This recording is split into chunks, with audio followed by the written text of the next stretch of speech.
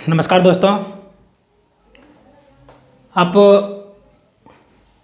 Square, rectangle, rhombus आप पढ़ चुके हैं। आप पहले अगर वीडियो नहीं देखे हैं तो पीछे जा कर के वीडियो देख सकते हैं और देखने के बाद समझ में आएगा कि सब में सिमिलरिटी क्या है और डिफरेंस क्या है ना। इसलिए पिछला वीडियो ज़रूर देखें, तब जा कर के आगे समझ में आएगा और आगे मैं जो भी बताऊंगा वो पीछे से रिलेटेड होगा, है ना। तो ज़रूर जाके देखें और लाइक करें, सब्सक्राइब करें और जितना अधिक से अधिक हो सके शेयर करें और बेल आइकन अपना दबा लें ताकि आपका नोटिफिकेशन समय पर पहुंचता रहे। तो आइए हम लोग देखते हैं कि पैरेललोग्राम, है ना। पैरेललोग्राम में क्या है? पैरेललोग्राम में सबसे पहले है कि the opposite sides of parallelograms are equal and parallel. यही चीज़ हम पढ़े थे रेक्टेंगल में, है ना। बोल रहा है इक्वल, यानी कि ये दोनों साइड्स और ये दोनों साइड आपस में ये दोनों इक्वल है और आपस में ये दोनों इक्वल है और ये दोनों पैरेलल भी है आपस में और ये दोनों पैरेलल में भी है। हम पहले भी पैरेलल बता चुके हैं कि पैरेलल उसे कहते हैं जो, यानी कि when two lines never meet each other is called parallel lines. ये दोनों लाइन कभी एक दूसरे से मिल नहीं सकता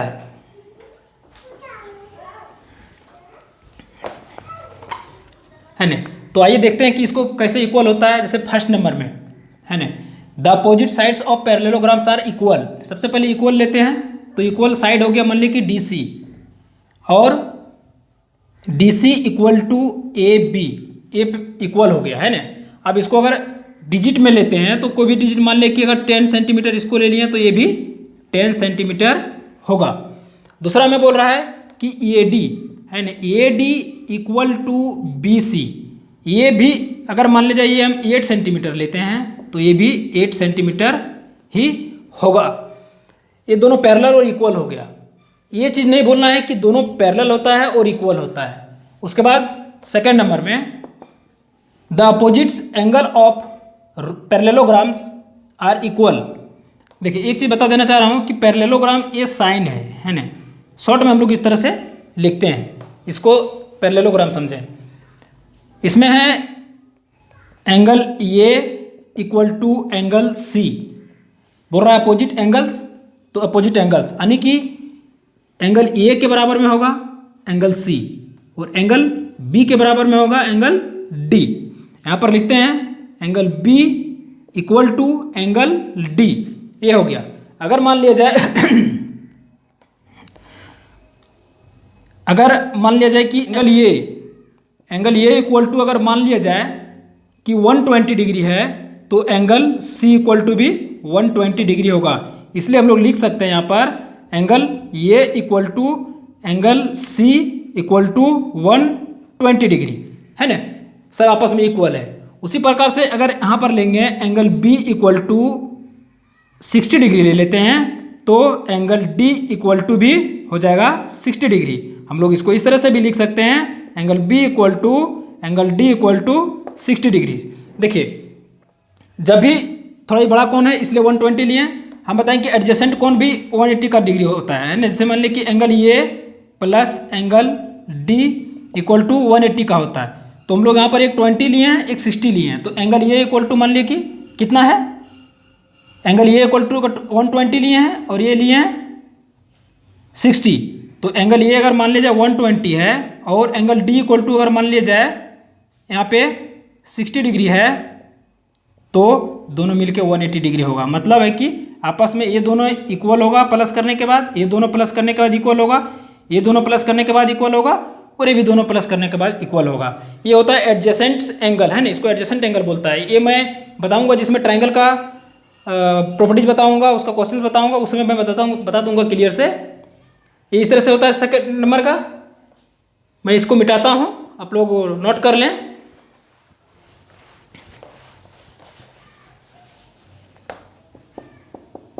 तीसरा नंबर में है the diagonals of parallelogram bisect each other. Bisect each other करता है। सबसे पहले ध्यान देना है कि इसका डायगोनल जो होता है वो बाइसेक्ट करता है एट ए पॉइंट वो ईच अदर पर इक्वल होता है ना।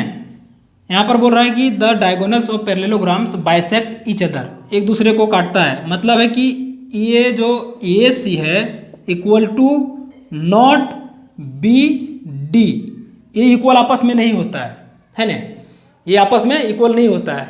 लेकिन ये चीज़ ध्यान देना है कि चौथा नंबर में जो है वो कह रहा है कि डायगोनल और पैरेललोग्राम इंटरसेक्ट एट ओ, जब दो डायगोनल्स आपस में वो बिंदु पर अगर इंटरसेक्ट करता है, प्रतिच्छेदित करता है, तो वहाँ पे हम लोग इस तरह से लिख सकते हैं कि वो ये इक्वल टू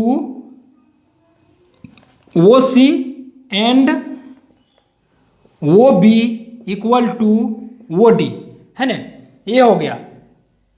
अब मान लीजिए कि अगर ये सी दिया हुआ है अगर 16 सेंटीमीटर, तो हम लोग इसको हाफ करके निकाल सकते हैं, है ना। अगर निकालना है वो ये, तो ये सी बाई टू इक्वल टू 16/2, इसको काटेंगे तो 8 सेंटीमीटर ये निकल जाएगा। उसी प्रकार से अगर बी डी का वैल्यू कुछ दिया हुआ रहे तो हम लोग यहाँ पर लिख सकते हैं वो भी जो भी कुछ दिया हुआ है, मान लें 20 सेंटीमीटर दिया हुआ है तो उसको बाई 2 कर सकते हैं हम लोग, निकालने के लिए आएगा 10 सेंटीमीटर, है ना। तो इसका हाफ हो जाता है, मतलब जो पूरा है उसका हाफ हो जाता है। तीसरा में है फॉर्मूला, है ना। अब यहाँ थोड़ा फॉर्मूला जो समझ लें। फॉर्मूला इसका होता है area of parallelogram base into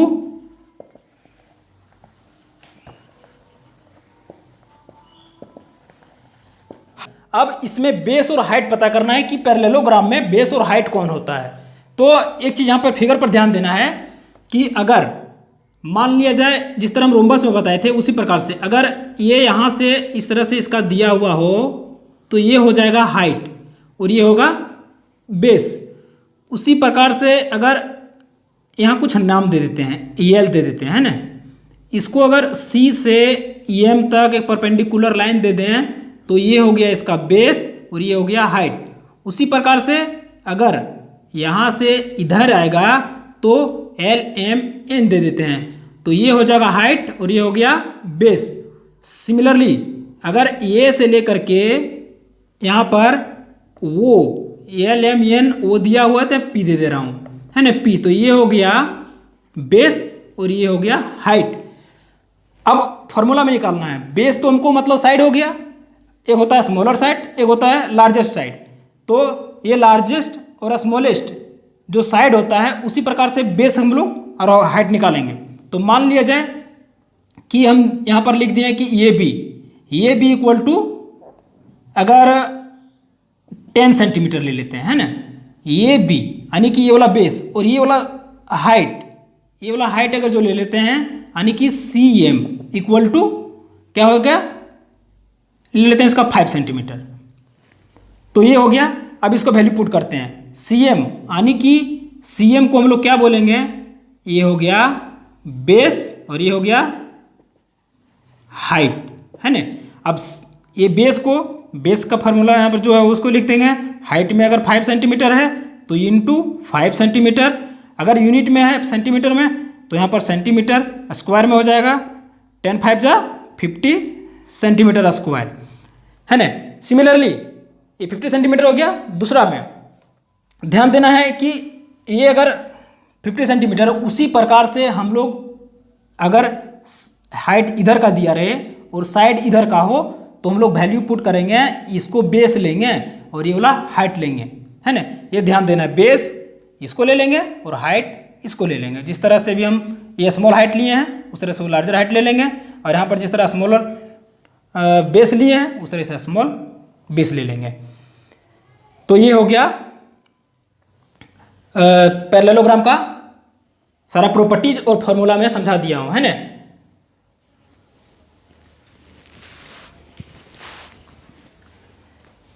दूसरी में मैं एक बार हिंदी से बता दे रहा हूँ, है ना। हिंदी से बताने के बाद में जो हिंदी का विद्यार्थी है वो समझ में उसको आ जाएगी यही चीज़ का।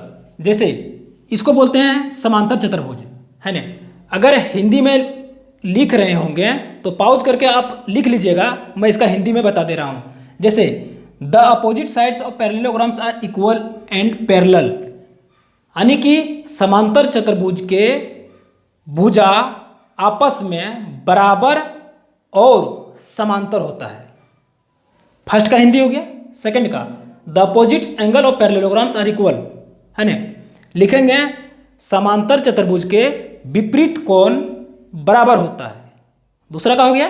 तीसरा का, the diagonals of parallelogram bisect each other, है ना, यानी कि समांतर चतुर्भुज के विकर्ण आपस में प्रतिच्छेदित करती है ना। ये हो गया कि diagonals of parallelogram intersect at O, यानी कि समांतर चतुर्भुज के विकर्ण आपस में वो बिंदु पर प्रतिच्छेदित करती है। ये क्लियर हो गया। अब उसी को हिंदी में पढ़िए चाहे तो इंग्लिश में पढ़िए, बात यही होगा। ये सब चीज़ तो इक्वल पढ़ना पड़ेगा। तो ये हो गया सबका वही चीज़। अब फार्मूला में बात है तो फार्मूला में आप सूत्र यहाँ पर लिख लीजिए और यहाँ पर समांतर चतुर्भुज का क्षेत्रफल लिख लीजिए और इधर आधार इंटू ऊंचाई, ये हो गया इसका, है ना। तो बच्चों आपको ये वीडियो कैसा लगा आप कमेंट करके ज़रूर बताइएगा और लाइक कीजिएगा, सब्सक्राइब कीजिएगा और जितना अधिक से अधिक हो सके शेयर कीजिएगा और बेल आइकन दबाना ना भूलिएगा।